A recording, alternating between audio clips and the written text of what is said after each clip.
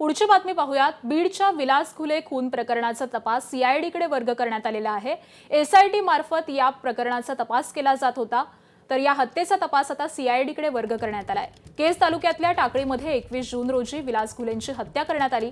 खासदार बजरंग सोनावणेंचा मुलगा सौरभ सोनावणे याची देखील चौकशी झाली आहे। सौरभ सोनावणेच्या अटकेसाठी विलास घुलेंचे कुटुंबीय आग्रही आहेत आणि दरम्यान या तपासासंदर्भातली ही अपडेट समोर येते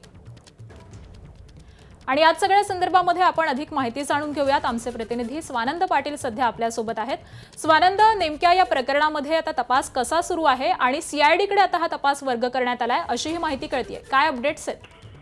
आकांक्षा, आपण बघितलं तर 21 जून रोजी विलास घुले या तरुणाचा निर्घृण खून करण्यात आला होता आणि यानंतर स्थानिक पोलिसांनी एक एसआयटी देखील स्थापन केली होती आणि त्या एसआयटीने सर्व आरोपींना आतापर्यंत ताब्यात घेतलेले आहेत। दरम्यानच घुले कुटुंबाकडून बजरंग सोनवणे यांच्या पुत्रावर आरोप केले होते असा जबाबही त्यांनी त्या ठिकाणी दिला होता। त्यानंतर त्याची चौकशीही करण्यात आली, मात्र त्याला अटक करावी अशी मागणी वेळोवेळी घुले कुटुंबियांकडून करण्यात येते आणि त्याच अनुषंगाने आपण जर बघितलं तर गेल्या काही दिवसात त्यांनी भेटीगाठी देखील घेतल्या होत्या आणि आता या प्रकरणाचा जो तपास आहे हा सीआयडीकडे देण्यात आलेला आहे आणि आता सीआयडी या प्रकरणात आणखी काय तपास करते किंवा काय कारवाई करते हे पाहणं अत्यंत महत्त्वाचं असणार आहे। आकांक्षा, नक्कीच, त्यामुळे या सगळ्याच संदर्भातले अपडेट जाणून घेऊ। तुर्तास धन्यवाद स्वानंद या माहितीसाठी।